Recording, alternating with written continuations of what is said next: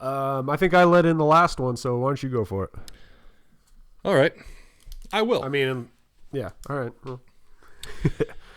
All right. Hey, everybody. It's just fucking bad. Cue studio applause, Yep. music fade in, pleasant 90s sitcom piano playing. Yeah, that's what's going to come up. Yeah. All right. Hey, everybody. Welcome back to another episode of Fake Philosophers. I am one of your hosts, Mike, and with me, as always, Mitchell. Is Mitch? Yes, I'm Mitch, and that's Mike. Hi, Mike. Hey. So, sorry, rough start, man. You know what? I'm fired up. We're going in. I'm fired up. I'm fired up this time. I mean, high energy. Little bit buzzed because I had some bourbon. Now I got some beer. It's good. Mostly just because, man, the Broncos suck. The Broncos just suck, man. They are the Broncos blow more cocks than a leaf blower in a rooster pen. How much money did they spend on Russell Wilson and they've gotten zero return? It's okay. I got that out of my system. I'm sorry. I feel better though. Are you okay? What were you saying? Yeah, I'm good. Yeah. Have you ever had this? I was going to ask you off air, and then I decided, well, I forgot. So I'm just going to ask you now. Youngling Brew Lager. Yingling. Have you ever had Youngling? Who got you? Oh, yeah. For a second, I was like, how'd you get that? But no, yeah, I've had a Yingling. Oh, okay, yeah. It's Yingling? Yingling. Okay. I just saw it in the store, and I was like, oh, that's pretty good. No, I've never tried this. So they don't sell that on the West Coast. It's like a thing. Like they do not sell it past like the Mississippi or something. Really? Wow. Mm-hmm. I was accidentally what's the word? Selective. I don't know. Exclusive. Selectively exclusive accidentally. Take your time. Pretty good though. So you're not a Panthers fan yet then? No. They no. Just checking. Panthers no. The taste of I think the last time the Broncos won the Super Bowl was against the Panthers, but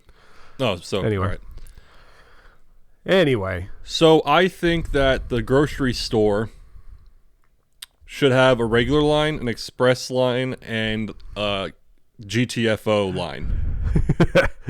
That's the self-checkout. Yeah, we're a little late tonight, Mike. What happened? We're not late. We are not late. It's not even that. Like there are times because like I'm not sure about the laws in other states, but I know in California you're not allowed to go through self-checkout with any alcohol. Yeah. Okay. Yeah.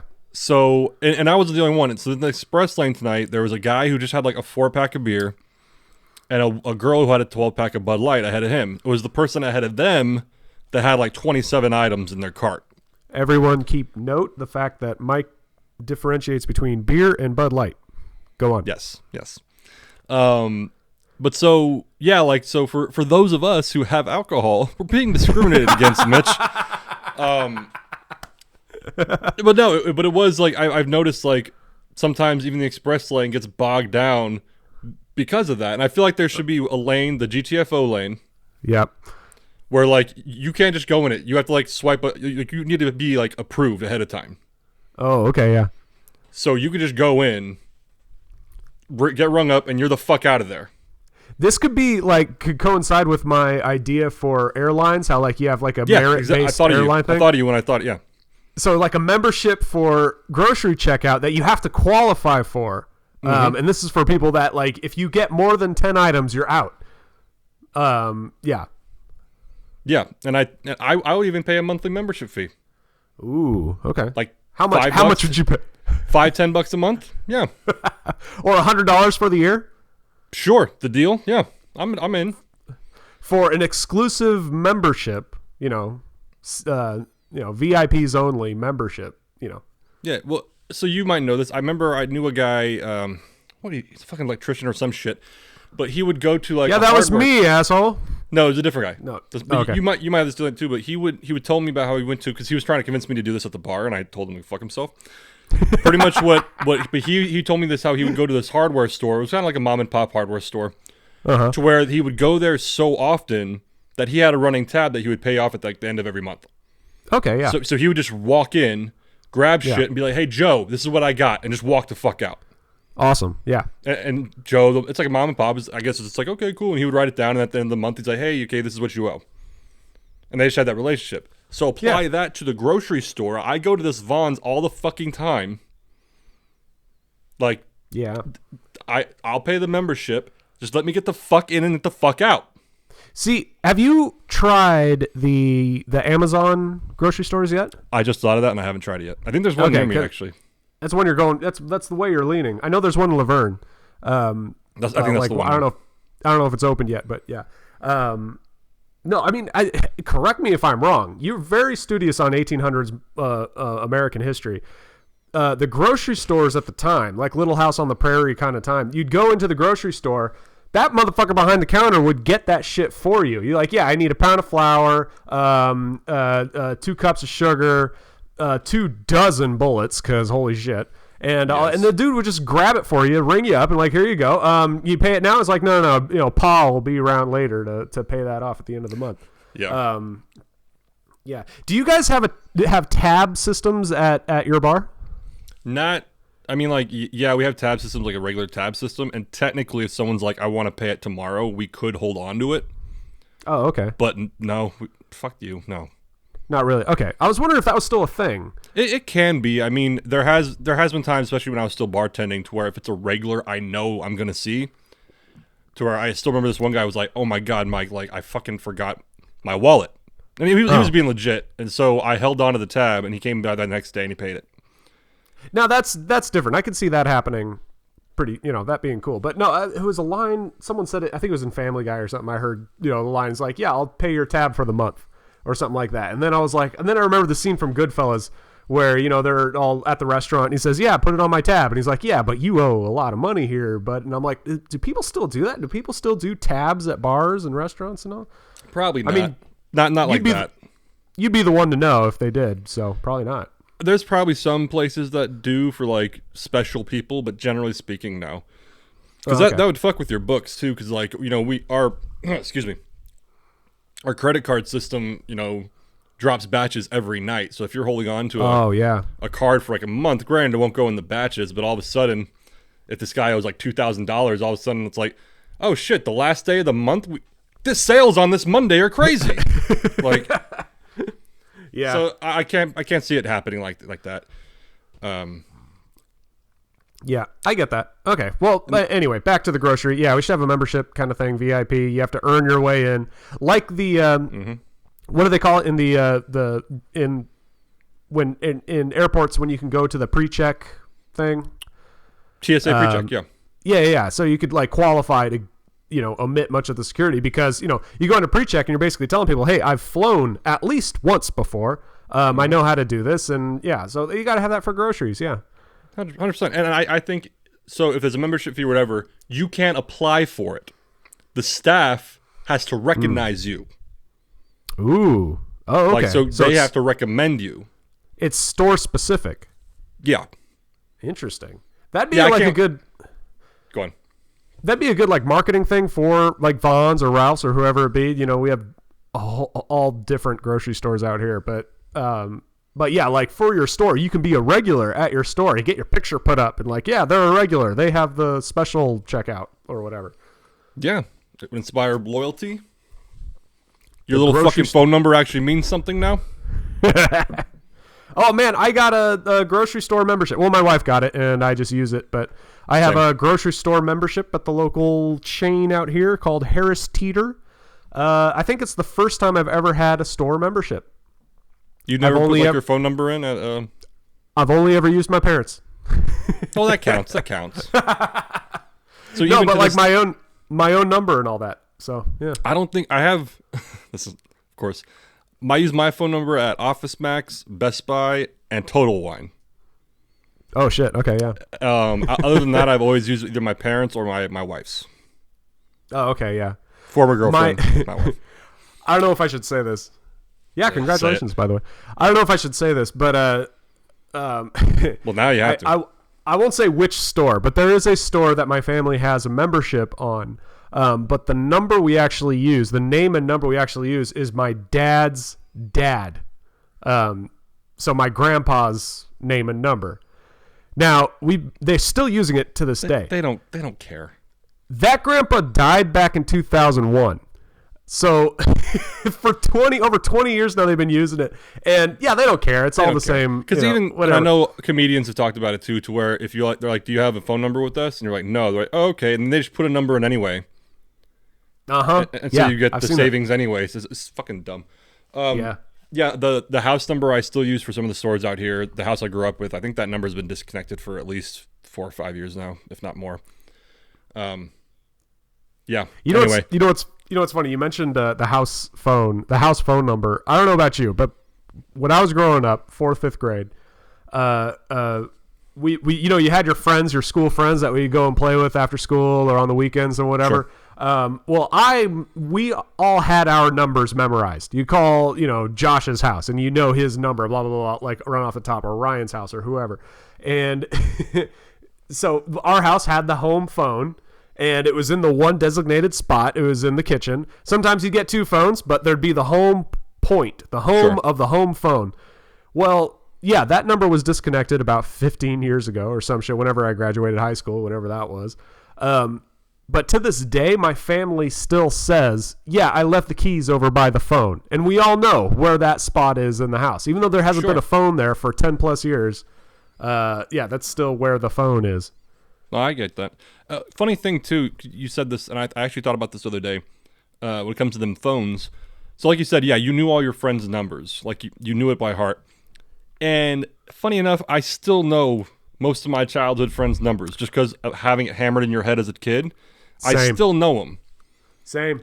100% same. Completely useless, but...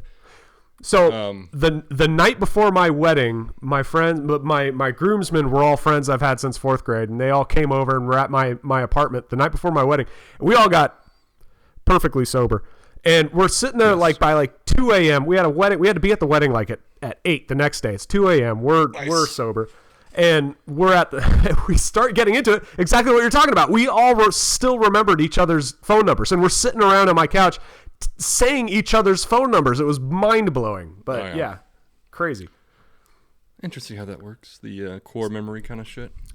Speaking of growing up, hold on, and I promise this is a natural transition. What? Well, first, I have an issue with the song. Okay, go for it. No, I went on this rant on social media one time, and I heard the song the other day, and I just thought about it again. I was like, let's go on a rant on the podcast. You know that song? I forgot the name of the song and who sings it, but it's like, "You're so vain, you probably think the song is about you." Oh yeah. That song pisses me off so much. Like, you're singing about me. You know what I'm saying? It's always bugged me, because it's like if I was like, Mitch, you're a piece of shit. You're a horrible human being. You're so fucking selfish and like self-centered. You probably think I'm talking to you right now. It's like you are. There's a moment where the symbolism becomes so symbolic, it's just literal, and it becomes too literal. I think of that movie Rubber about the tire. Remember that shit? Yes. And it was so meta and about itself that it became overly literal, and it was just kind of ridiculous after a moment. Yeah, that's what that song is like. Yeah. I remember I heard it even as a teenager, and I understood the nuance of it, but I still was like, this is a really dumb thing you're saying. Yeah. Because this song is about me. Yeah. You're calling me vain because I probably think this song is about me, so that makes me vain. You're literally singing it to me. Do you think the song is a kind of ghost gaslighting? Maybe, yeah. I mean, if you think about it, she's like, "Oh, okay, you're so vain. You probably think all I do is talk about you." She's like turning it around on him. You think I'd write a song about you and sing it? You're so vain. And then I'm like, oh my god, like I thought she was singing a song about me, talking about how horrible I am, and I actually thought it was about me. Oh my god, maybe I am vain. Holy shit, yeah. No, and then it gets even more irritating because like, then you realize that's probably what she was after, is to get people like us like, hang on. Wait a second. You son of a bitch. She got us. To take it to the next level, that's one of those like female things what's the classic one? This is a classic. I obviously didn't make this up. The whole like, I'm mad at you. If you don't know why, then I'm not going to tell you. Yeah, you should know why. It's one of those female things where it's like you're so vain you think that this song I wrote is about you, and it's all right.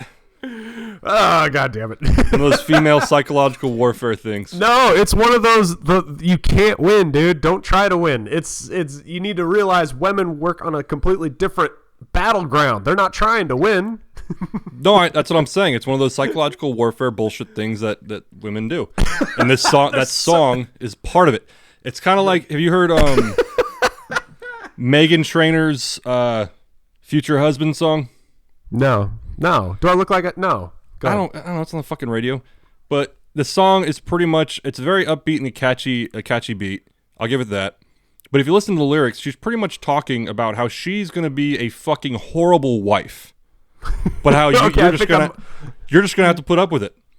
I think I've heard of this song. I mean, lyrics, excerpts of the lyrics and shit like that. So, and granted, this is going to sound kind of more on the perverse side, but like there's even a line where she pretty much says like, if you do this, it's supposed to write like, I'll give you head, which is like, I'll give you kisses. Huh? It's like a cute little joke. And I'm like, so you're not even going to blow your husband?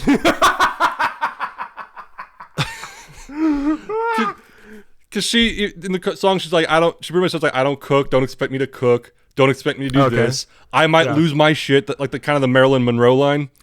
I might lose my shit, but like, that's just me. And dear. Like that, I read the exact lyrics. And then she's not going to give her husband head. But it's cute. It's cute. It's a cute song. Hey, she's being her own. Do you think there's going to be such a thing as toxic femininity? There is toxic feminism. Well, I mean, hey, whoa.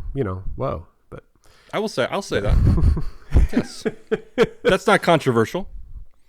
No, you're right. That'll be another episode. We'll get into. Yes. Oh, you know what? We should go back and listen to all our episodes and talk about what we're going to talk about in a later episode. Make the list. That's a project I could do. Toxic femininity. That'll be. We'll have my wife on. We'll talk about it. I heard it. To spin it in another way. I thought I liked the actress Emily Blunt. Turns out I love her. She's actually just awesome. All right. Took you a different way there. Yeah. Had me in the first half. We just finished The English. I don't know if you've heard of it, seen of it. Emily Blunt stars in it. I've seen the thumbnail. It's a Western. 8 episodes, 6 episodes, something like that. Fucking phenomenal. But she stars in it. It's just great. Anyway, I saw an article because I watched it. Suddenly, all the ads on my phone are all about Emily Blunt and all this. Anyway, but I saw an article about her. She had said, someone had asked her, "Is there something in a script? If you see a script, what is it like an instant turnoff for you when it comes to scripts?" And she says, "Well, one thing," in a British accent, obviously, one thing that when I open a script. And I see quote strong female lead, I immediately like roll my eyes and like, I'm done. I'm bored. I'm already. Yeah. And she goes on to explain, it's like, it's such a stupid, like the strong female lead. We all know what that means. It's the stoic, girl that sounds like a dude and walks around and flexes her arms and thinks, and so like she took on this role in The English. And she talked about how great of a role it was because she was this woman that had this dark secret but still also retained her femininity and was just this complex, great artistic piece of character. And she can't stand it when she sees the strong female lead written out. It's like, okay. Whatever. Yeah, because even the whole like being politically correct or whatever aside and having women in the leading roles, you shouldn't have to say that. You should just read the script and be like, oh, it's a strong female lead. Shouldn't have to say it. That's it exactly. My wife talks about that all the time. When we watched Andor, and there was a character in it that was the bad guy, but it was that blonde chick that was the bad person. I haven't seen it. Did you see it? Sure. No. This motherfucker. Anyway, halfway through, we were like, God, this actress is amazing. This character is amazing. And my wife had said, and what I love about it is that the character could have been played by both. It could have been a guy or a girl, but she nailed it and she won and she got that role and it was great. And it was refreshing to see. It's like, not a written for a woman role.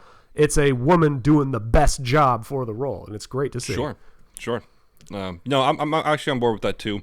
Unless like the only way I would like support the whole like in the description saying strong female lead is if like you need a summary of the character before you read the part. So it's like Josephine description, strong-willed, confident, blah blah blah blah blah. But if you just say like strong female lead, that's kind of just dumb. Like you should be able to read it and know. And I think that was her point, was that you know, writers be more creative with your descriptions, like, you know. Sure. Or instead of putting strong female lead, put like Susan, 49, confident. Stands tall. Descriptions. Yeah. What does strong female lead mean to you, Mr. Male Writer? Because she bench a lot? Yeah. Or is it just a guy character that's played by a woman? Or can you draw the difference? Let's see.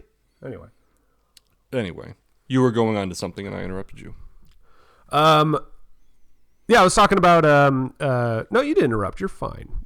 Anyway, I was going into the difference of what we've grown up with versus what we see now. I'll tell you what spurred all this. I'm going to get into cyberbullying a little bit. I'm going to talk cyberbullying because this is interesting to me. It's always kind of made me laugh, but I'll get into it why. My wife and I were watching Dancing with the Stars. Go ahead, judge me. Wayne Brady was on the shit. Loved it. Anyway, there was this one of the celebrities was a TikTok dancer. I asked my wife what was her name as we were getting. Yeah, see, exactly. Yeah. And I think she was the one that actually won. I can't remember, but Charlie D'Amelio. Anyway, fine. For you TikTok people that get it. Anyway, this is TikTok dancer, young lady. She's maybe in her early 20s, I would guess. She ended up winning because she's just the best dancer, and she did great. And it was a great, like the whole show on its fun. It was fine. When I heard there was a TikTok dancer, I rolled my eyes like most men in their 30s do, and continued to watch the rest of the show. Wayne Brady didn't win, pissed me off, whatever. In the last episode, this Charlie D'Amelio, this young lady, was talking about how the show really made her fall in love with dancing again. And so she kind of told her history about how she was on TikTok and she got famous. And because of the comments and negative comments and bullying she received over TikTok, it made her doubt herself, become very self-conscious, and kind of even hate dancing and going through all the spiel and all that kind of stuff. And this show kind of really invigorated that passion for dance again, which on its deeper level, great. Yeah, if something can rekindle the passion you had for an art that you were in love with, awesome. But before I get into my opinions, Mike, your first responses of this thus far, what do you think? Well, I'm curious to where you're going with this.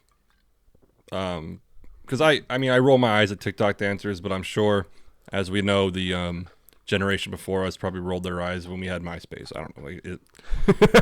It's kind of just like the tradition that we roll our eyes at the younger generation's nonsense. So, but what are we going? Where are we going with the cyberbullying? What I got into was like she really told her tragic story about how she was a victim of the cyberbullying of people on TikTok calling her stupid and ugly and just a bad dancer and fake fame and you don't deserve the fame and this and that.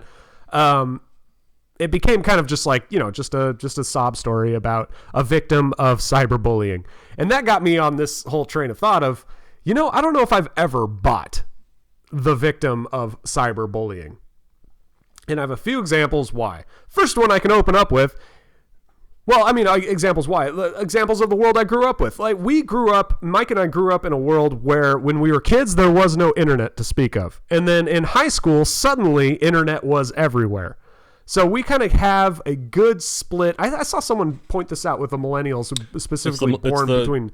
There was a term I heard for it too. It's like the millennial gift or some shit to where we were old enough to know what it was to play in the yard and run around with our friends, but young enough to have technology influence our lives. Like it is a very balanced thing we went through. People around the age of Mike and I, people who in what year is it? 2022, almost 2023, who are in their early to mid 30s, are the last ones to really know life before the internet and developing a life and a personality around that outside of the internet and then in the internet, because we were developing our personalities smack dab in the middle of when internet first came about. So we kind of discovered who we were and who we liked and the people we hung out with, and then the internet came along and we continued to create who we were. So it was a very unique kind of thing. I think Mike and I can speak to the culture before and culture post internet and, the real kind of change, which just blows my mind. No, 100%. Yeah. So cyberbullying. We were around in the internet's infancy. And by the internet's infancy, I mean the internet to consumers infancy. When Joe Blow can get his AOL CD and get 30 free days of internet and see that shit. First thing that came to mind for me was Chatterbait. You go on Chatterbait, you log in and you see a dick, man. That's just the way it was. I don't think I ever went on any of those things. I didn't go on. I wasn't allowed to, but Well, so I'll say this. I understand when I hear I think cyberbullying is one of those words. It's kind of like we talked about. Excuse me, Bubbles. We use the term like when someone says you're racist or is that person racist? Are they really racist or are you just uncomfortable with what they said? So when it comes to cyberbullying, the term I think is kind of loaded because I think it depends. Like if I posted something online and someone's like, "Yo, you're a fucking moron," and I'm like, "Whatever," that's not like that's. Or if I get worked up about one person. On one hand, I could be like, "Well, yeah, if someone's putting the shit out to the public, we're actors. If you're gonna go on stage and perform, I still remember getting my first critique in a newspaper, but when I did a community theater, and I was just kind of like, it was kind of a bullshit one. And I was like, what the fuck this guy, but but the point is, as an actor, we put ourselves out there to be critiqued, for better or for worse. So if you're putting things on the internet, and I think us and the generation before us have a better grasp of that. So that's why it's very easy for us to roll our eyes at the idea of cyberbullying, because we understand the weight of putting shit out there. I'll be honest. That's interesting. I'll expand on that. Go ahead. Yeah. So to be completely honest, I know we as a group with Danny and Eddie have kind of fooled around with this idea of doing the podcast for a couple years before we actually started doing it. Yeah. And part of because I remember someone asked me, they're like, because I was talking to some other person, I was like, yeah, sometimes it's scheduling with the guys, it's kind of tough. And they're like, why don't you just do one on your own? And I just straight up said, I was like, because I don't want to do it on my own. I like having people with me so that if I get fucking reamed on the internet, I at least have some backup. It's not just me. Okay. I'll be honest, call me a coward, but that's just, I just know it's better to have people co-signing with you instead of going out on your own. Co-signing, I love that. Yeah. But no, it's just the truth. We're putting shit out there on the internet, and we understand the gravity of that. To where think about music and artists that go out solo and the hate they receive versus the bands, and because you can't collectively shame a whole group. I mean, you kind of can, but not as much as you can one individual person.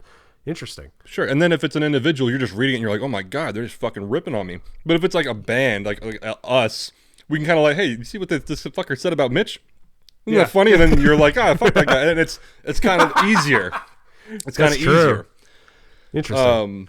For instance, when we boosted one of our Facebook posts a month or so back, and those two guys went fucking ape shit. I should have screenshot it somewhere. But these two guys went ape shit about how Facebook's falling apart because these boosted ads are all over and these guys went on a fucking rant. Oh, it was so good. Granted, that was kind of funny, so even if I was by myself, I'd probably laugh at it. But the fact that we as a group were like, hey, are we fucking reading this crazy shit? You know what's weird? I'll get real personal, and I'll share a dream I had last couple weeks ago. I had this dream where I logged onto Facebook and saw that the one episode I did that was solo received the most views and went viral because of how much people hated me. And they were posting hate comments this fucking idiot has no idea what he's doing. And it fucked me up. And I woke up all bummed out and oh man. And then I realized it's just a dream. And I was like, oh, okay. But isn't that weird that that's what got me messed up was the one solo show, and that's the one, because I never had a dream like that, before or whatever, but it was just that one solo one. Because you're out there on your own, shit, without the shared burden of it. I know, I completely get that. Interesting. Yeah, so going back to that though, so I do think, and I'm not calling the younger generation ignorant or anything, but I do think we understand the gravity of putting things on the internet more than the younger generation. And there's always exceptions to that, of course. There's always exceptions.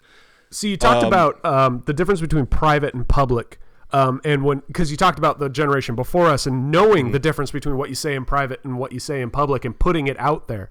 And we, I think, might be the last ones to really kind of hold that sacred, is that, well, I'm not going to post it unless I want everyone to know.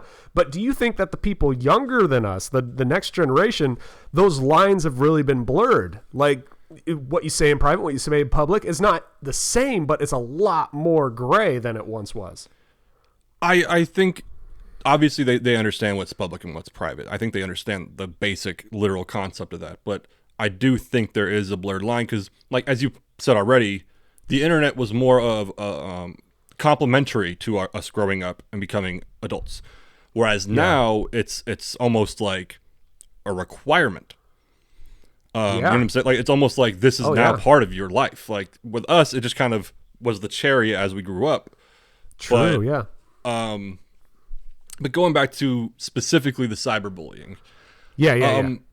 Back to that. I think it just depends. Because, like, for instance, and granted, I have cynical thoughts about this too. But, like, for instance, the I forgot her name, something Tran, who played Rose in Star Wars, the sequel trilogy. I forgot her name. It was something Tran. So granted, I thought Rose is an awful character. Yeah. But apparently, like, this young lady is on Instagram and stuff. She's got flooded with, like, racist shit from, like, comments, messages, to where she had to get off of Instagram because she was like, oh my God, like, Jesus Christ. And so in that case, on one hand, I'm like, yeah, that sucks. Like, she doesn't deserve that. I can't imagine, like, especially, I mean, we're white, so, racial slurs don't mean shit to us. But, like, I can't imagine if there was some sort of slur that really got me going, and all of a sudden, I'm getting thousands of messages saying that to me. Like, I don't care how tough we might be emotionally, but, like, that's going to wear on you. Yeah. So I get that. I heard about that, and I heard about the person of color that played the black elf in the Rings of Power thing. Oh, sure. I heard he got the same kind of thing. But here's what, I mean, it's terrible and it shouldn't happen. The same way any sin shouldn't happen. The same way any death shouldn't happen. But for me, cyberbullying meant going online. That's just what happened. You go online and you get cyberbullied. The same way when you're a kid and you go out on the playground and you get bullied. It's just what happens. I'm not excusing it. I'm more just, like, bummed out that she was so surprised. And that was like, I think this is where, before I started going off on a tangent, because I do that, I think that's where I was going with it, is that, so like I said, we understand when we post something on the internet, the gravity of what might happen. At any moment, like right now, let's just be honest, like we have, like, maybe, I think on average, like 20 views per episode. Nice. So that's cool. But we're quadrupled, son. But at any moment, we might say something, or we might have a hashtag to where any of these episodes can blow up and get 100,000 views. As an example, a short film I worked on called Descendants, plug. We posted that recently because me and Ortiz, you know him, we're kind of moving along this creative universe we're doing. He wrote a couple books. Lost weight. He lost crazy weight. Yeah. He looks great. I almost didn't recognize him. Sorry. He was at my wedding. Anyway. He looks great. But no, anyway. so, like, he was right. He wrote a couple books. I wrote a book. It's called, like, Dawnward Universe. Like, we're trying to create this thing. And we shot the short film a few years ago. So it was already made. But we recently posted it. Something in the algorithm hit it. And we're at 50,000 views now on that video. Holy shit. Don't know fucking why something in the algorithm hit it to where it was getting pushed forward. So my point being is, we might say something on this, or in the description, maybe I'll hit a hot word, like one of those keywords. And all of a sudden, boom, we're at 1,000 views. Yeah. The point I'm making with that is, we understand, like, if I woke up tomorrow or whatever day and one of our episodes had like 5,000 views, I would be excited, but I'd also be like, oh shit. Yeah, here it comes. Like here it comes. We're now on the radar, which is a good thing, but it comes with pressure. We understand that. I do think since the internet's become so normalized, is that younger generation, the younger generations, don't understand that gravity, so they're just posting shit. Oh, And they're just posting shit. So then all of a sudden, when one of their videos goes hot, or one of their videos gets watched a lot, and you have all these internet trolls and haters and just horrible people start jumping on them, they're just like, what the fuck? Yeah. Our equivalent would be like if we like playing on the jungle gym as kids.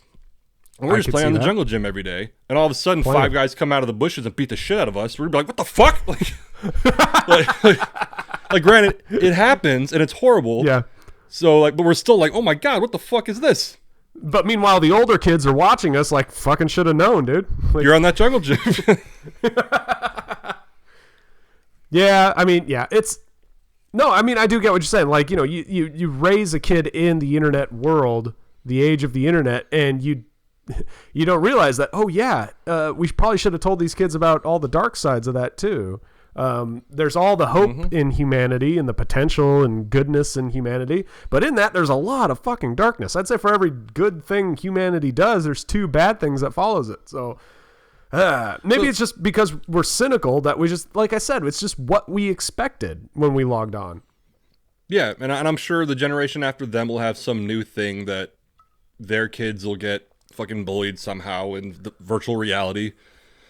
And then these guys will be like, well, what'd you expect? What did you expect? Yeah. Yeah. There was one other anecdote to speak to cyberbullying, and I was like, if you can bring this into modern day, what would that look like?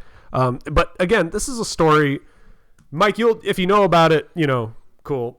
But I'll tell our viewers about your story, or it's like a new story? No, this is a well-known story in the internet world, in the internet infancy world. Back in the early 2000s, there was this game called World of Warcraft. I don't know if you've heard of it, but the World of Warcraft was really like the beginning of video game addiction, in my opinion. I mean, we know of it today. It was fucking phenomenal. Well, I found it. I looked it up and I found the date of this event. It was March 4th of 2006. So I was still in high school at this time. Mike was, I think, just graduated. A year out of it. Yeah. Okay.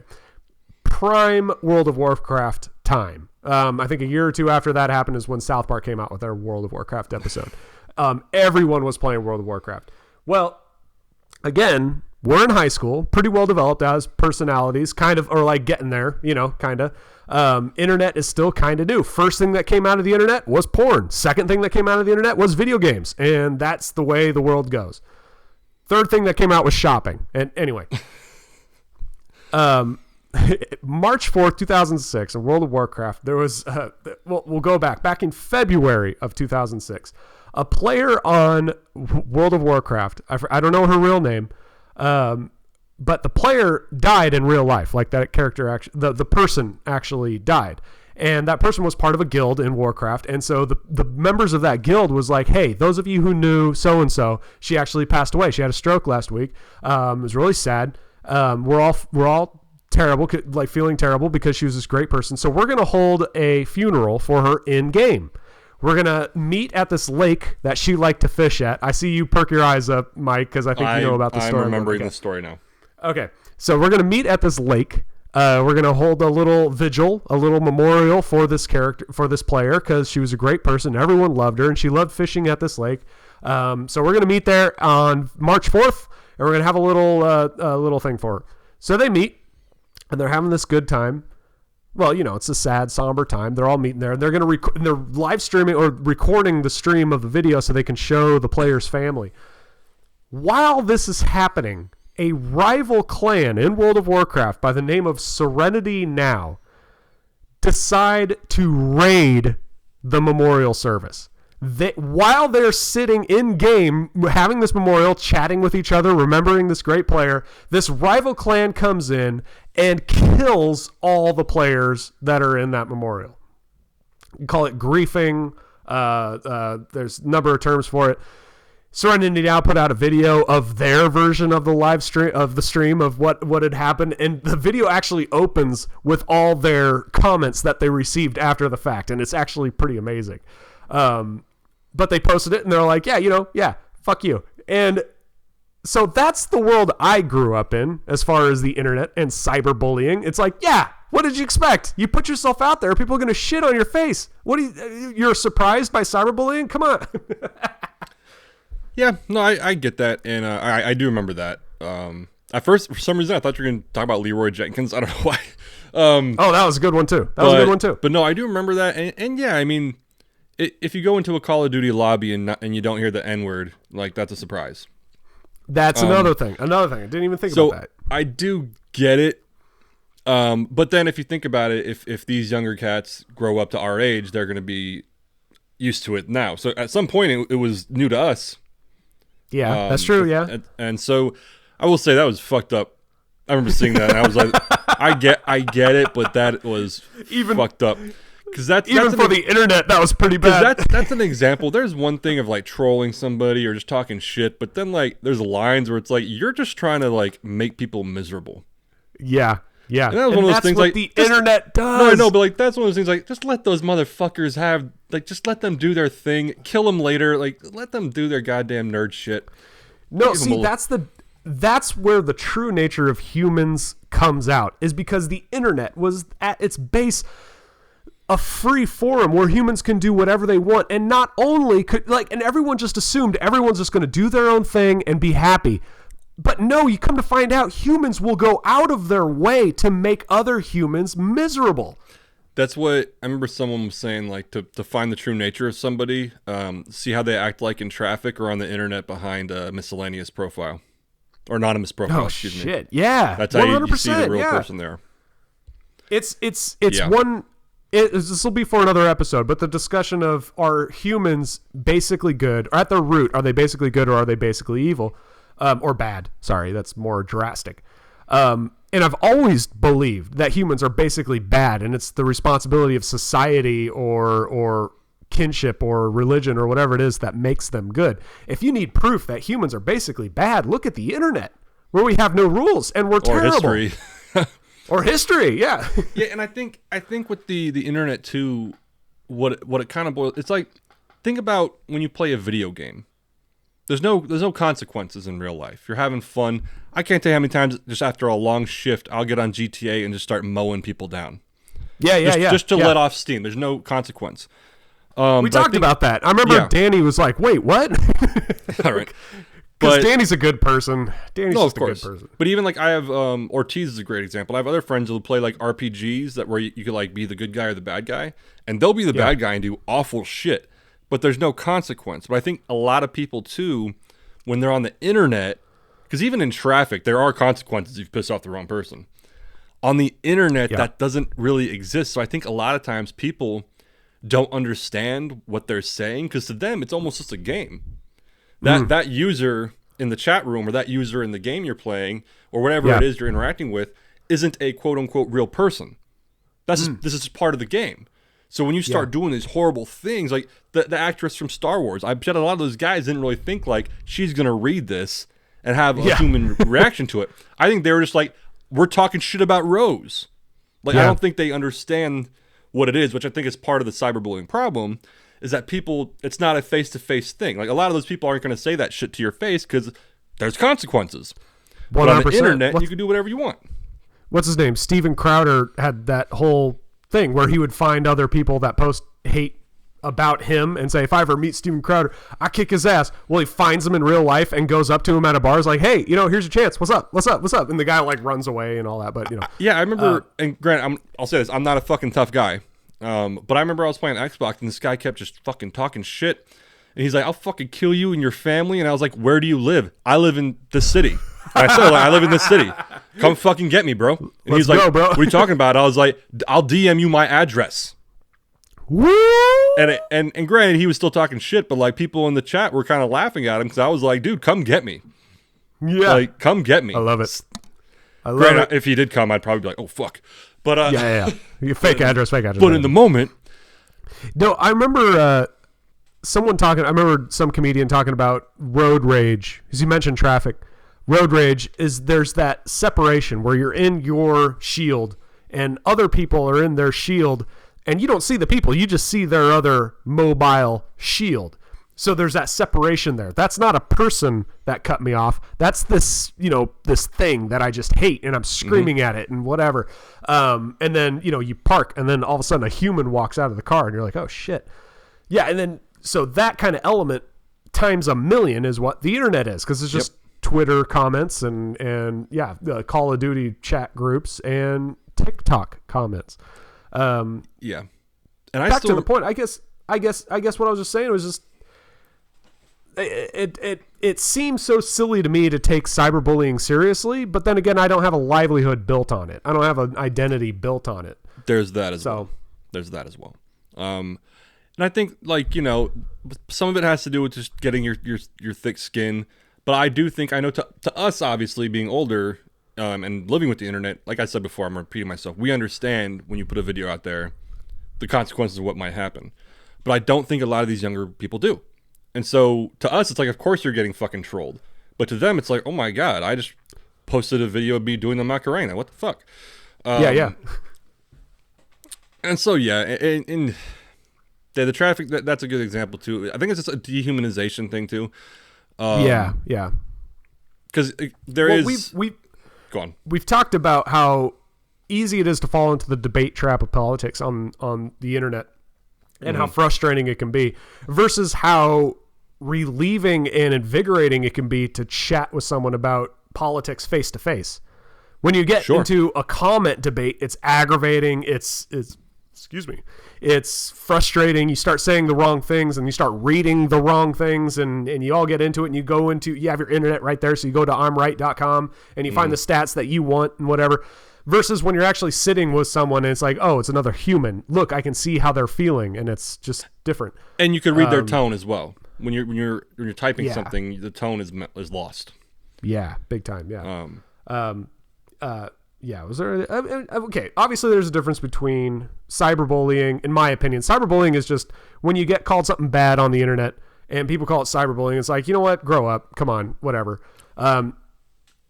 Versus harassment, people going out of their way to find this person online, and I think that's what we were seeing a lot with those actors that were going through that shit. Sure. But go on. Sorry. But what you were talking about was like when they started piling on, when they found that term or word or phrase or whatever that really offends someone, the minute you show any sign of like real agitation from a specific word, guess what everyone's going to call you? That word. Of course. If they see blood, they're going to jump on that. I mean, you still will point out World's End to me every now and then. It's just kind of like of course. People will jump on weakness 100%. But. Yeah, and I think though I'll kind of agree and disagree with you on the different types, because you said cyberbullying and harassment. And harassment is, I think, its own thing. I would say that the shit where people I would call it just trolling, when people are just being fucking abusive for no fucking reason. But cyberbullying, when someone says cyberbully to me, what I think of is literally when people and there are real stories of this, create fake profiles to go after people they know in real life and fuck with them. Because there's like real stories we can look up to where I'm gonna make this one up, but it's like stories like this to where like girls in high school who are petty as fuck will make a fake profile of some hot guy and start talking to this chick that goes to their high school, and like, hey, you go to this high school, I go to the high school in the next town. Start talking to her, building her up, setting up a date, and then fucking just leaving her to dry. Catfishing. But like catfishing, kind of like without the scamming. Yeah, there's stories of girls creating new profiles to go after, and guys, let's be honest, but going after people they know and harassing them that way. That's when I hear cyberbullying. It's more of like you're actually fucking with someone you know, like you're actually going after them. That seems that seems more relevant to me. I'll be honest. That seems more true to me. Like the difference between the everyday bullying in the playground versus that one kid that seeks you out to to victimize you specifically. Yeah. That difference between bullying and bullying. I don't know. There needs to be a better term, I guess. Well, and I think it's one of those things too. It's hard to be general about it because every situation could be different. Like if person A is like, I was cyberbullied really hard and it did a number on me, and we're like, oh, what happened? And we look into it and it turns out she posted a video of her singing on YouTube and she's not a good singer, and people were like, hey, you should work on your voice because you need a lot of improvement. And she was like, they were just hating on me, and blah, blah. And it's like, or were they just being critical? Right. As opposed to person B who's like, I got cyberbullied. And then we look into it, and these people were like using racial slurs and going after her, saying things about her family, saying things about like people she knows. Like that's where it's like, it's case by case. Right. In my sure. opinion. Yeah. So, like, I mean, you reminded me of a story I heard. I don't know if it's true, but when Rebecca Black came out with Friday and how she had to get down with Friday, and people went after her hard. And this might sound insensitive, but, well, yeah, they should have, because that was fucking terrible. And the story was that she quit music because of it. Like, because of all the harassment she got online, she quit it. Now, for me, I consider that a win. Because, hey, we did it. We snuffed that shit out. Like, well, and that's... I'm joking. No, I know. And that's one of those things, like, because on a tangent, do you know about, like, that company? Which company? The company that made that music video. No. I thought it was just her with her stupid fucking dad and her YouTube video. Do you remember this? Because I remember I had a fucking blast when that song came out. Like, it was fucking hilarious. I would play it all the time, like... But so being the way I am, I looked into it, and some news company did a story on it too. Do you remember the guy who rapped in the video? No, I don't know if I ever saw the whole thing all the way through in one sitting. So it was like an older black man. I think he like drove a limo for. I forgot what he fucking did in the video. Anyway, this guy runs a company in LA. And this is granted years ago, so I don't know what he's fucking doing now. So this is, for context, this was in 2011. 11 years ago. A while back. But what he was doing, Rebecca Black was the one who went viral because it was so bad. But he had dozens and dozens of other videos he made. And he's in every single one of them. If you looked up the video, you'll see who he is because he stands out. There's a bunch of fucking kids dancing around. There's this big black guy dancing in the background. Like, anyway.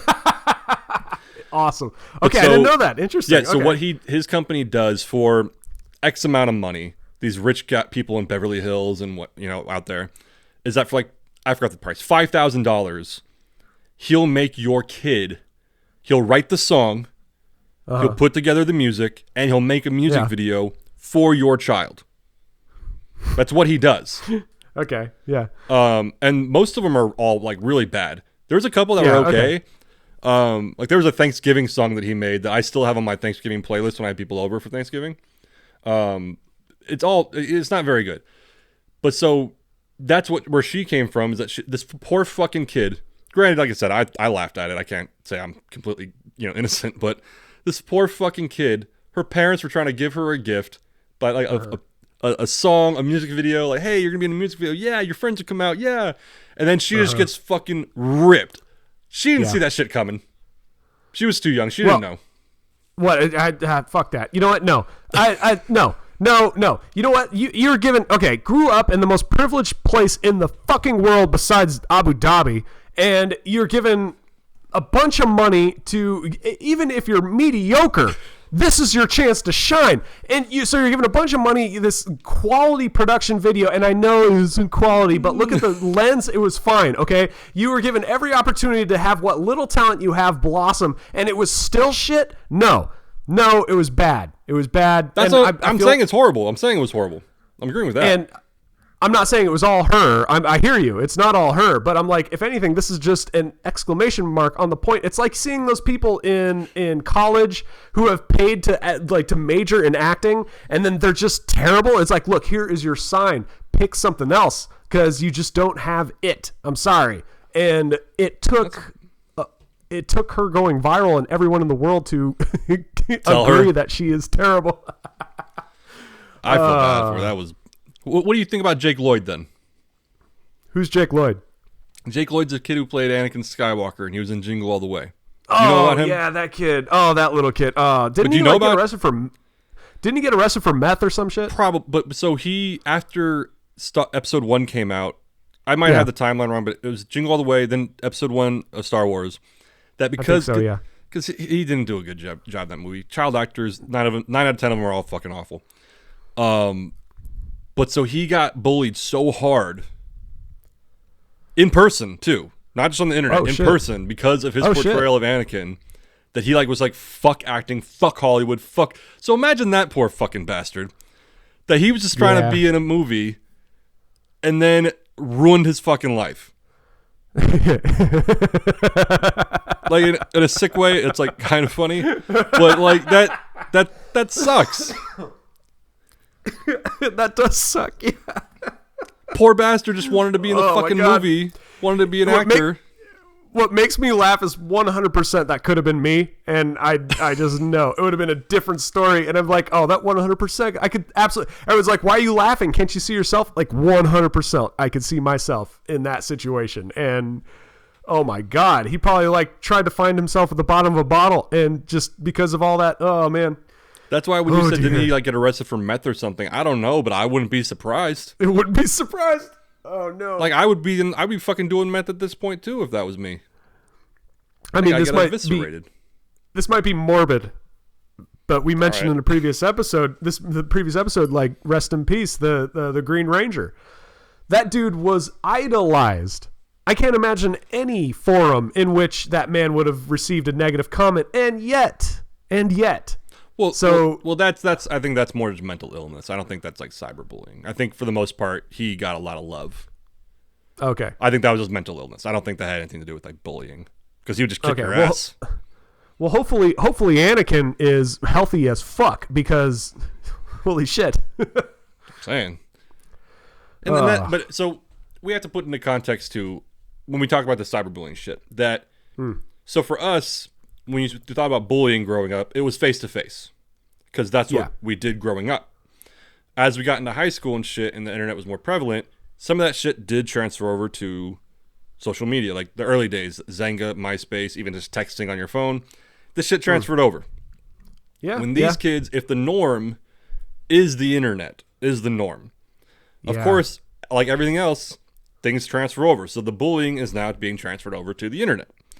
So to me and you, cyberbullying seems silly, because we would punch or get punched on the playground. We're in high school, like to where now the internet's so prevalent in these young kids' lives that like that's their bullying. So it's very easy for us to be like, this is stupid, when that's just their form. Maybe, yeah. I think you're right. No, I think you're right. I think my position on my eye rolling at cyberbullying comes from, I think that most people have developed such a fear of criticism. Like what you talked about, when you put yourself out there, you realize you're putting yourself out there for all the praise and for all the criticism. And I think there's such a fear of criticism that like you talked about, any form of criticism comes off as hate. You don't hate, you're not trying to critique my talent. You're really just attacking me. You see that with identity politics and shit too. Well, even go on, sorry. No, go ahead. I was gonna say, so I mentioned earlier, me and Ortiz were writing books and shit, and so my book, I wrote it. I had a couple just beta readers, people I knew, like Danny read it, my mom read it, and of course my mom loved it. Didn't know what the fuck was going on, but she loved it. But like, so I paid someone like $50 on like Fiverr.com to read it and give me critiques, and he gave me some good critiques. He said overall I liked it. I would have read it and finished it on my own. Blah blah blah. And I was like, all right, cool. Like there was some critiques, but it was good. And then we have a girl who like really dissects your shit.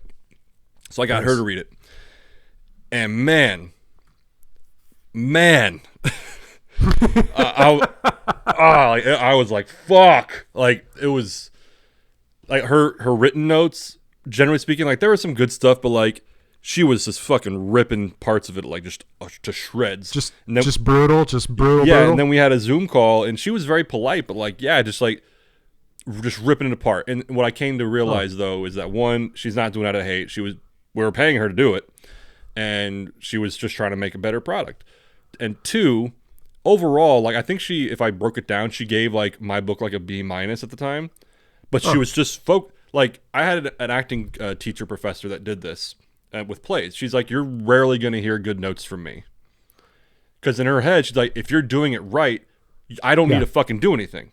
I'm here to fix the problems. Do you think it was like one of those, she's a hammer and she's looking at a big book full of nails and she's going to have to... At the end of the day, it was just that the good things she mentioned, but if there's problems to be fixed, that's what she's focused on. Gotcha. Okay, so gotcha. Hypothetically, 99% of that book could have been perfect. So that means that for those pages, she's going to talk about that 1% that's not right. Yeah, okay. So it wasn't that. It was probably more in the 80% range or lower. But my point is, like, she was coming at it with criticism. She wasn't hating. It was criticism. Now, I was like, fuck you. It's brilliant on its own. Fuck yourself. But no, at the end of the day, I understood she was just trying to help. And I think, granted, there is a lot of hate on the internet for hatred's sake. But there is just criticism. Like, I think I may have told you, I try to stay away from it. It's like drug to me of getting into political conversations on the internet. It is kind of like I try to stay away from it. Sometimes I can't help myself. Yeah. To where I literally, I'm being polite and I'm trying to just have a conversation or point out, a logical flaw or a philosophical like a fallacy, whatever, and just try to have a conversation. And people think like you're coming at them. Mm-hmm. And when in reality, I was just trying to have a conversation. And they get pissed. I just got blocked the other day again. Nice. Oh man, you're back in the swing of it now. Cool. No, I it's very sparingly. Oh, okay. All right. I won't get into that. I haven't been blocked in years, man. I miss it. It's good. I have been blocked that I know of 4 or 5 times now. The last time I was blocked was during the George Floyd riots. Okay. Obviously, that was. I got blocked by a liberal who thought I was being racist. I got blocked by a conservative. He was posting shit, and then I posted like a legit fact check, and then so he deleted everything. And so I commented. Wait, that was me. Was this me?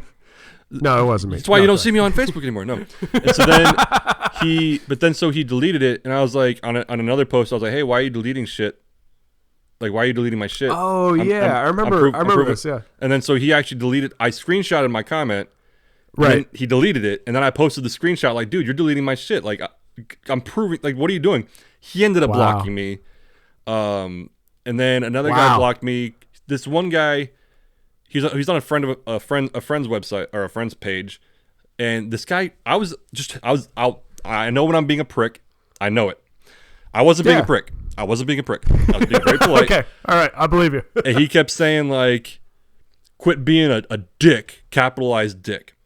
Like, blah blah blah. You're an asshole, capital asshole. And I was like, yo, like, I'm trying to have a conversation. If you want to be fucking rude, I'll be rude. And I'm gonna beat you at it. I'm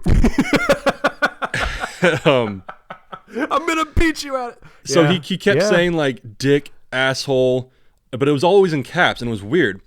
And so then on another post, he was actually posting something I agreed with, and he was saying the same thing to somebody else. So like dick, asshole, you don't have the balls. And so I commented something like, yo, his name was Don, actually. I remember his with Donald Trump kind of thing. And so I was like, yo, I don't really agree with Don on everything, but in this case, he's right. His, I think I said his obsession with the male genitalia aside, I think he's actually right about this. Blocked within 30 seconds. Yeah. And I was like, I told you I'd beat you. Yeah. And then this woman who blocked me the other day, we won't get into the whole political conversation. All I said was like, hey, you made this assertion. Can you like show evidence to back up your assertion? And then it said like this person responded to your comment. And then when I went to look at it, it wasn't there because she had blocked me. Okay. Well, there you have it. She probably commented and blocked you. She was probably like, fuck you, man. You're an asshole. Block. I'm like, I'm not going to see it. No. Yeah. That's what, but she'll probably hit you with some fake fact or something and then blocked you. And then I got another dude who blocked me because he said some borderline racist shit. And a lot of other people, not me, other people started calling him racist. And then he blocked me because he was tired of being called racist. Yeah, even though I never called him racist, but he blocked me because other people on my page were calling him racist. Oh, I got you. Okay, you were the root of it. I was the medium, if you will. the racial medium. Mm-hmm. Thank you. Yeah, so Anyway, but we're internet professionals, though. I mean, all that to say, we grew up with it. It's the cyberbullying thing. We got it. It's easy. It's nothing. Yeah. No, but yeah, I mean, I have little. I guess that's the root of it. Is just a shitty character flaw of mine, and I'll admit it.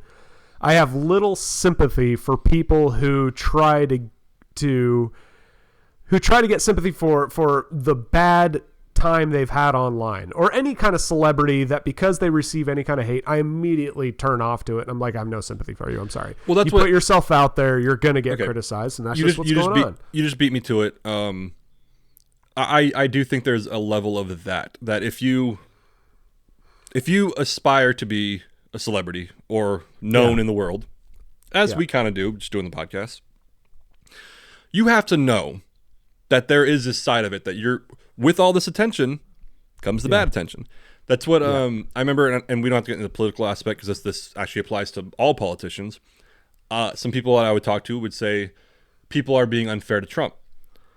And in my head, I was like, one, Trump's already been on the top of like celebrity lists for years. Two, he ran for president. He's got to know. You can't run for president and not expect this kind of attention, especially politics aside, how he behaves. Like you can't not expect a reaction, and I'm just using him as an example, but because he's a big example. But even like you go to Hillary Clinton, Obama, any of these people, when you put yourself in the spotlight, there's gonna be a reaction, positive and negative. And so I do actually agree with you to an extent when you put yourself out there. I just think some of these younger cats in the younger generation don't understand that like we do. Not right away, anyway. There was a documentary that came out recently about the royal family on Netflix. I haven't watched it. My wife started it. Apparently, it's been getting a lot of flack. This is kind of in the same vein, kind of. I don't know if it is. I'll wonder what you think. But apparently, it's about the royal family, and it's been getting a lot of flack. But my wife watched it, and she said, yeah, basically, it's just about how terrible the paparazzi was to the royal family. And it's like, yeah, well, the paparazzi was, responsible for Princess Di's death. But in the back of my head, I'm thinking, well, yeah, they're the fucking royal family. They're going to be terrible. What's worse? What do you expect? Yeah. What's worse, the paparazzi or the people they're selling their shit to? Come on. Yes. There's that. There's always the drug dealer, but there's also the drug user. No, the paparazzi is just the sharp point of a spear that is just us and all the People magazines we buy, and we Google the pictures of Britney Spears shaving her head and Michael Jackson holding his kid over the balcony. It's just us. We gobble that shit up. So of course a guy's going to go nuts to be able to get a picture to sell it for $10,000 or whatever it is that they sell that shit for. So I can't hate the paparazzi because I'm the consumer. We can still hate them. Can still hate him. Just can't be a hypocrite about it. Like we talked. So but when I hear it's like the royal family and they're poor, suffering to the paparazzi, I'm like, I don't know. So when I was at Chris Rock and Chappelle's show last week, not bragging. No, because I forgot if it was Chappelle or for which one of them, but they're talking about Meghan Markle and how she came out. They are different people, dude. I know it. I just forgot. I was drinking a lot. I forgot which one said it, but they were talking about like how she came out and was like, I just can't believe they were so racist. And he's like, the royal family of England? Do you not know history? Hello? They've been inbred for like 500 years. No, I don't know. That's not true. No, but it was, like, how are you about to get involved in the royal family and get upset that the eyes are on you? Yeah. I remember when she was on Oprah. That's not Oprah anymore because she retired apparently. No, but when they were on Oprah, I forget their names. I don't care. Meghan and whatever his name Harry, was. I think. Yeah, and they're like, and Oprah's like sitting there surprised, like, what? That happened? Like, yeah, they're assholes. They're a royal family. Like, what do you expect? They're not normal, happy people like the rest of us. No. Ugh. It's I kind of made the example earlier. If somehow something, the algorithm hit one of our videos or episodes, and it shot like I said, if I woke up and like one of our videos had 10,000 views, I would be excited, but I'd also be like, oh fuck. I'll be real. If I woke up and found out one of our videos went viral, I would change my name and go dark like right away. I mean, it would all depend, but like no, like there is that side of it that is scary. Yeah. And I think we acknowledge that. Like, granted, it would be good for the podcast, but at the same time, it's like, oh shit, like, did I make a joke? What did I say? Like, what did I say there? It's weird to think that if you woke up tomorrow and one of our videos was viral, you would have to know that every one of our videos has already been transcribed and brutally examined. Even in the time you woke up, it's already been done. Oh, 100%. And to be completely honest, I have a dark sense of humor. I think we all do, and we've said some off-color things. I don't think we've said anything that would be that too controversial, so I'm not too worried about that. In all honesty, I'm not too worried about it. I'd be worried about someone coming out and criticizing my voice or something. I'd be like, fuck you. That I take personally. I'm like, wait a second. No, it's like, no, I realize things can be taken out of context. Of course. And it's like, okay, yeah, I'll expect that. But no, if I were like famous overnight and people are saying like, you said this and this and this, I'd be like, yeah, go fuck yourself. I feel like I'm confident enough in my personality that I could stand up to that. Sure. I think the only no, that's not true. If somehow this podcast, like I said, overnight just went viral and we blew up, I wouldn't be too, because someone's like, well, you said this and this. I'd be like, yeah, and I'd say it again. Like, what the fuck? Like, I didn't say anything too bad.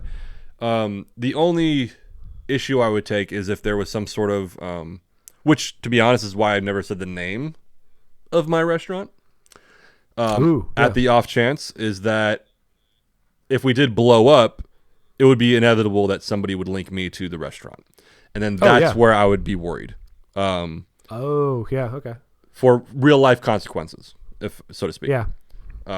Money being the real part of it. Isn't that interesting? Yeah, and well, not even the money side of it. Like if some douchebag, and this has happened to other businesses, like if some douchebag like didn't like what, granted, I don't think I've said anything too hateful, but if some person didn't like what I said and they found out where my restaurant was and they went and vandalized it, or they sent something in the mail that was inappropriate. I don't know. That's where I would get kind of like, but cyberbullied. But as I said 1,000 times, I think we're all mature enough to know if that happens, how to handle it. Yeah. Yeah, I think so. Heard a fun little quip. We could end on this. I heard a fun little quip on that show. I told you I was watching, I think I told you, Welcome to Wrexham, Ryan Reynolds and Rob McElhenney by a football team. Great show. Excited for the next season. But there was a line in it that I really loved where I think it was Rob that was saying he always believes never criticize someone on something they can't change in 5 seconds. If someone has like a shitty hair or a hairstyle or, a weird hat or something, it's something they could take off real quick and be like done with. It's something that they can fix if they're chewing with their mouth open, or something they can fix within 5 seconds. You don't go after someone because of the way they look or their weight or, their accent or something. Don't criticize someone on something they can't change in 5 seconds. I don't know. I thought it was really interesting. It made me kind of stop and think. I've heard quotes like that, and I would agree to it to an extent, because I think like if it's constructive now. Of course, yeah. If you're going to insult somebody, I would agree with that completely. If they can't change it in 5 seconds, you shouldn't insult them. But I think maybe that'd be better. Yeah, but you could be like constructive. Like if for some reason, like I'm a little overweight, I don't call myself fat, but I'm a little overweight. But if I gain more pounds, and my wife came up to me and was like, "Hey, Mike, I'm concerned for your health. You already have heart problems, so maybe you should lose some weight." This is Mike's call for help. No, but that's my point. Is like you can be constructive about something that you can't change in 5 seconds. But if you're going to insult somebody, I think that's the 5 second rule. That makes more fun. Like, yeah, make fun of someone. You can make fun of someone for something they can change within 5 seconds. That sounds better. Like their race. Would you identify as something else already? God damn. You have a marker in your hand. Holy shit. That's the bit that'll go viral. That, you know, There you go. Yeah. I will say this. I actually thought about this at some point. In the context of context, how people, God, we're going on a tangent, but how like shit gets taken out of context and goes viral, like with titles and shit. That if I said something like, "Hey, the next thing out of my mouth is not going to be true.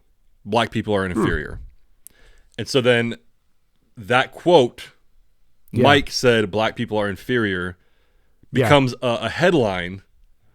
Yeah, quoting me saying that, people are gonna be like, "What the fuck, this racist piece of shit," and that'll go crazy viral without knowing. In the context of the video, I said what I'm about to say is not true. Yeah, and there's a lot of that out there too. Anyway, that's random. Take any criticism of any politician ever, and that's usually what happened. Is that someone took a soundbite that was just completely out of context. So there was one that we'll go out on this. We'll go out on this. Famous last words. Last week tonight, John Oliver. I know he's a comedian, but his show's actually really well informed when they cover a lot of topics. I love him. Yeah, love he's him, great. Love him. And so he was talking about something, and I forgot the order of it, but pretty much like it was a politician, and they ran an attack ad on him, and it was an Asian guy, and the attack ad was like, "He wants this, he wants that," and there was a quote of him going, I want to teach the young children in America to appreciate communism in China," or something like that. And they're like, "This is the man who's running against blah, blah, blah, blah."